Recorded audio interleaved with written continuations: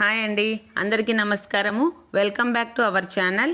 మన యొక్క ఛానల్లో మహిళలకైతే కొత్త ఇన్ఫర్మేషన్ తీసుకురావడం జరిగిందండి. మన ఛానల్ని మొదటిగా చూస్తున్న వారైతే లైక్ చేయండి, షేర్ చేయండి, సబ్స్క్రైబ్ చేయండి, గంట సింబల్ నొక్కండి, ఆల్ నొక్కండి. ఓకే అండి, ఇప్పుడైతే ఇన్ఫర్మేషన్లోకి వెళ్ళిపోదాము. మనకైతే కేంద్ర ప్రభుత్వము ఫ్రీ కుట్టు మిషన్లు అయితే మహిళలకు ఇవ్వబోతున్నారు.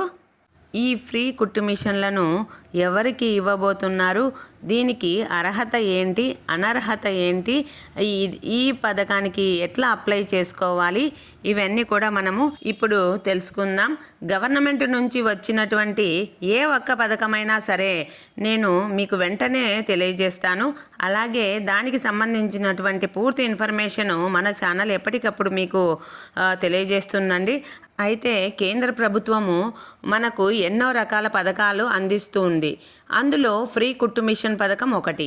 దీన్ని విశ్వకర్మ యోజన స్కీమ్ పరిధిలో టైలరింగ్ ఎవరైతే చేయాలనుకుంటారో వారైతే అప్లై చేసుకోవచ్చండి.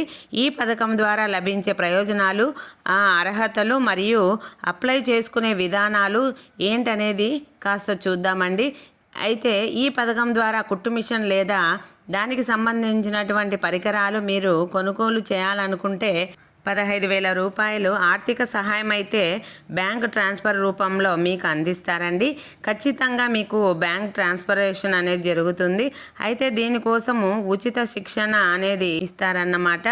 ఆల్రెడీ టైలరింగ్ చేసిన వారికి అయితే 5 రోజుల నుండి 15 రోజులు, కొత్తగా చేయాలనుకున్న వారికైతే 6 రోజుల పాటు అయితే ఉచిత శిక్షణ అయితే ఇవ్వడం జరుగుతుందండి.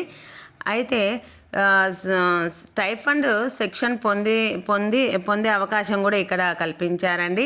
వీరికి స్టైఫండ్ రూపంలో రోజుకి 500 రూపాయల చొప్పున అయితే అలవెన్స్ ఇస్తారండి. దీనికి మీ యొక్క టైలరింగ్ ఎవరైతే చేస్తారో వారి ఖాతాలో పడతాయండి.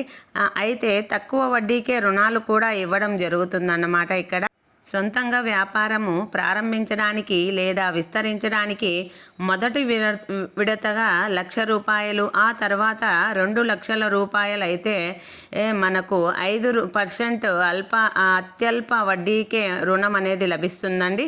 ఇక అర్హతలు అంటారా, ఏమేమి అర్హతలు అంటే ఉన్నాయో ఒకసారి చూద్దామండి. ఖచ్చితంగా భారతదేశ పౌరుడై ఉండాలండి. 18 సంవత్సరాలు నిండిన వారై చేతి వృత్తులతో పాటు సాంప్రదాయ టైలరింగ్ వృత్తుల్లో ఉన్నవారు, మహిళలు మరియు పురుషులు కూడా ఇద్దరు అర్హులేనండి. మరి ఇకపోతే ప్రభుత్వము కుటుంబంలో ఒకరికి మాత్రమే ఈ పథకం వర్తిస్తుందని చెప్పడం అయితే జరిగిందండి. ఈ ప్రభుత్వ ఉద్యోగులు ఉన్నవారు లేదా గతంలో పిఎం శ్రీనిధి లేదా ముద్రా లోను తీసుకున్నవారు, బకాయిలు ఉన్నవారు అలాగే అర్హులు కారని అయితే తెలియజేయడం జరిగిందండి. ఎవరైనా సరే ముద్రా లోన్ వాడినా అలాగే పిఎం శ్రీనిధి కింద డబ్బులు వాడినా దాంట్లో బకాయిలు అయితే ఉంటాయండి. అది క్లియర్ చేస్తే పర్లేదు, చెయ్యని వారైతే మాత్రం అనర్హులుగా చెప్పడం జరిగిందండి. దీనికి కావలసిన డాక్యుమెంట్ విషయాలకు వస్తే మాత్రం ఖచ్చితంగా ఆధార్ కార్డు కంపల్సరీగా ఉండాలండి. బ్యాంక్ పాస్బుక్ వివరాలు కూడా ఉండాలండి. రేషన్ కార్డు ఉండాలండి. మొబైల్ నెంబర్ ఆధార్కి లింక్ అయి ఉండాలండి. ఈ పాస్పోర్ట్ సైజ్ ఫోటోలు అయితే ఉండాల్సి వస్తుంది. ఇకపోతే దరఖాస్తు చేసుకునే విధానం ఎలాగంటారా, ఆన్లైన్ ద్వారా మీరు దరఖాస్తు చేసుకోవచ్చు లేదా మీ సేవ కేంద్రాలకు వెళ్ళి కూడా అప్లై చేసుకోవచ్చు.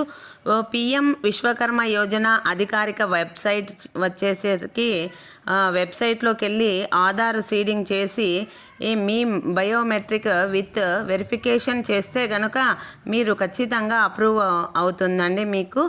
అయితే మీ సేవ సిఎస్ సెంటర్స్ ద్వారా కూడా మీరు కామన్ సర్వీస్ సెంటర్స్ అయితే ఉంటాయండి, మీ సేవ కేంద్రాలు ఉంటాయండి, అక్కడ కూడా మీరు అప్లై చేసుకోవచ్చు.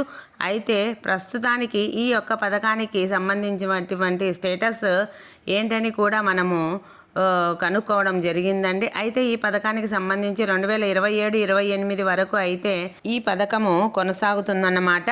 అలా ఎలాంటి లాస్ట్ డేట్ అనేది కూడా ఎప్పుడు కూడా లేదండి. సో మీరు ఎప్పుడైనా సరే అప్లై చేసుకునే అవకాశం అయితే ఉంటుందండి. ఇది గమనించుకోవచ్చు అండి. ఈ వీడియో నచ్చినట్లయితే లైక్ చేయండి, షేర్ చేయండి, సబ్స్క్రైబ్ చేయండి. థ్యాంక్ యూ అండి.